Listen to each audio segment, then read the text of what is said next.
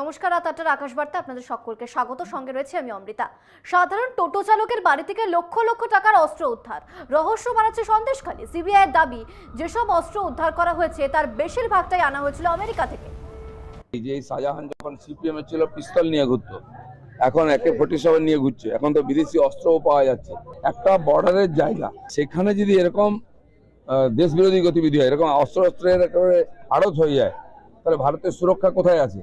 কেন্দ্র সরকারকে জরুরি ভিত্তিতে এই সমস্ত সার্চ করা উচিত, এবং যত ওখানে ওর সঙ্গে সঙ্গে লোক ছিল সবকটা সন্ত্রাসবাদী, সবকটা জেলে ঢোকানো দরকার। পুলিশ অপদার্থ, তাই সন্দেশখালী থেকে অস্ত্র উদ্ধার করতে পারেনি, বিস্ফোরক মন্তব্য তৃণমূল নেতা সৌগত রায়ের। বেআইনি অস্ত্র রাখলে সেটা ধরা তো পুলিশেরই কাজ। পুলিশের কোনো নেগলিজেন্সি আছে? নেগলিজেন্সি আমি বলতে পারবো না, অপদার্থতা পুলিশের, যারা দেখার কথা।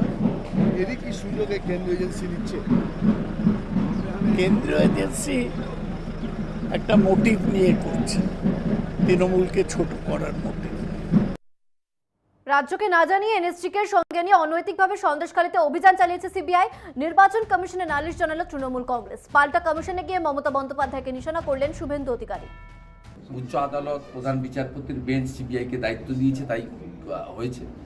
আর মমতা ব্যানার্জি এই অস্ত্রগুলো যাতে উদ্ধার না হয় সেজন্য সিবিআইকে আটকাতে সুপ্রিম কোর্টে কালকে গেছিলেন, আপনারা জানেন। তাকে আড়াল করার জন্য যাচ্ছেন। চকলেট বোমা ফাটলেও এনএসজি নামিয়ে তদন্ত হচ্ছে। কুলটি জনসভা থেকে বললেন মমতা বন্দ্যোপাধ্যায়, তার সন্দেহ ওই এলাকায় কেন্দ্রীয় এজেন্সি গাড়িতে করে অস্ত্র নিয়ে গিয়েছিল। क्यों आप इधर में एक चॉकलेट बोमा फाटने से भी आपको सीबीआई, आपको एनआईए, आपको एनएसजी जैसे कोई युद्ध हो रहा है, और वन साइडेड स्टेट पुलिस को बताया नहीं, किसी को पता नहीं है क्या क्या मिला, किधर से मिला।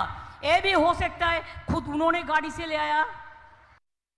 নামতার তুফান, শেখ শাহজাহানের আরো এক ঘনিষ্ঠের খোঁজে আজ সন্দেশখালীর রাজবাড়ী এলাকায় তল্লাশি চালালো সিবিআই। গতকাল যেখান থেকে উদ্ধার হয়েছিল বিপুল অস্ত্র, সেই আগারহাটি গ্রামেও হলো সিবিআইয়ের অভিযান।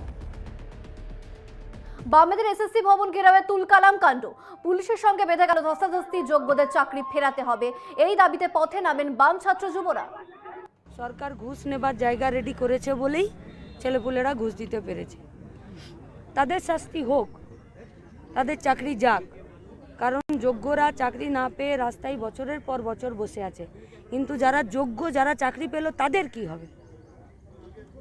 আমাদের পরিষ্কার কথা এবং দাবি, যারা যোগ্য সসম্মানে তাদের চাকরি ফেরাতে হবে দ্রুত।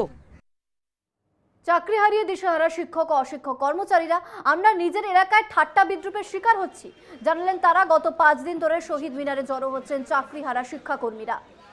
বোঝানোর চেষ্টা করছি যে আমরা তো অযোগ্য নই, আর এই যে চাকরিটা যে চলে গেল তার জন্য তো আমরা কিছু দোষও করিনি, আমরা তো অন্যের দোষের শাস্তি আমরা পাচ্ছি।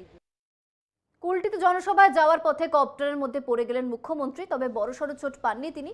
দুর্গাপুর থেকে কুলটি যাওয়ার পথে ডিএমসি ময়দানে হেলিপ্যাডে আসেন মমতা। কপ্টারের ভেতরে ঢুকে টাল সামলাতে পারেননি তিনি।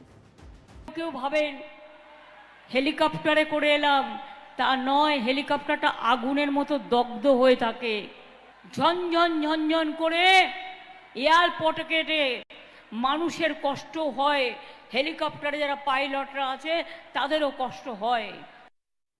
পরিস্থিতি অনুকূল, কিন্তু জলীয় বাষ্পের অভাবে তৈরি হচ্ছে না কালবৈশাখী, জানালো আলিপুর আবহাওয়া দপ্তর। আজ ফের কলকাতার তাপমাত্রা 41 ডিগ্রি ছাড়িয়ে গেল। আগামী 7 দিন দক্ষিণবঙ্গে কোনো বৃষ্টির সম্ভাবনা নেই। থান্ডারস্টর্ম হওয়ার জন্য যেটা দরকার, যে উপরের টেম্পারেচার আর নিচের টেম্পারেচারের ডিফারেন্সটা খুব স্টিপ হওয়া দরকার, সেটা কিন্তু আছে। গরম হাওয়ার সাথে যদি ওয়াটার ভেপার থাকে, সেটা যদি ওঠে তাহলে আপনার কাজের কাজ হবে। দুর্ভাগ্যবশত ওটা নেই।